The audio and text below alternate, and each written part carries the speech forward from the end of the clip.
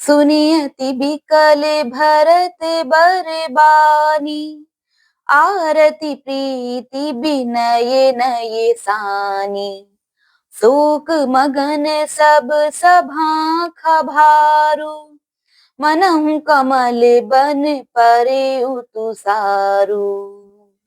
अर्थात अत्यंत व्याकुल तथा दुख, प्रेम, विनय और नीति में सनी हुई भरत जी की श्रेष्ठ वाणी सुनकर सब लोग शोक में मग्न हो गए। सारी सभा में विषाद छा गया, मानो कमल के वन पर पाला पड़ गया हो। कही अनेक विधि कथा पुरानी, भरत प्रबोधु कीन्ह मुनि ज्ञानी। बोले उचित बचन रघुनंदु, दिन कर कुल कैरव बन चंदू। अर्थात तब ज्ञानी मुनि वशिष्ठ जी ने अनेकों प्रकार की पुरानी कथाएं कहकर भरत जी का समाधान किया। फिर सूर्य कुल रूपी कुमुद वन के प्रफुल्लित करने वाले चंद्रमा श्री रघुनंदन उचित वचन बोले।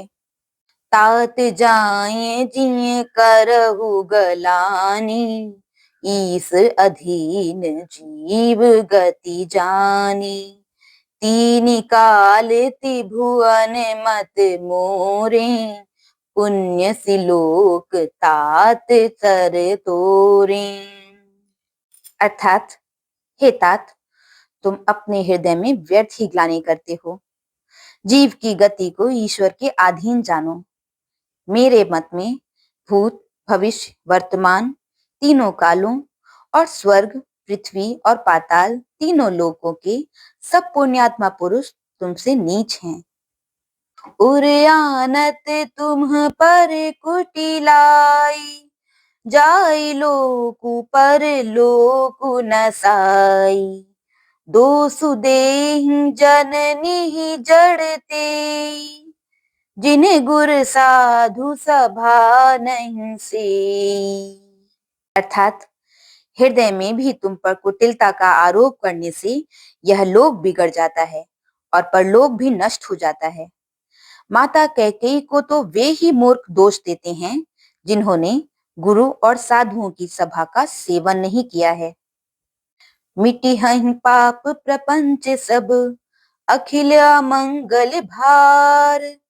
लोक सुजसु पर लोक सुखु, सुमिरत नाम तुम्हार, सुमिरत नाम तुम्हार। अर्थात हे भरत, तुम्हारा नाम स्मरण करते ही सब पाप, प्रपंच और समस्त अमंगलों के समूह मिट जाएंगे और इस लोक में सुंदर यश और परलोक में सुख प्राप्त होगा। बोलो सियावर रामचंद्र जी की जय।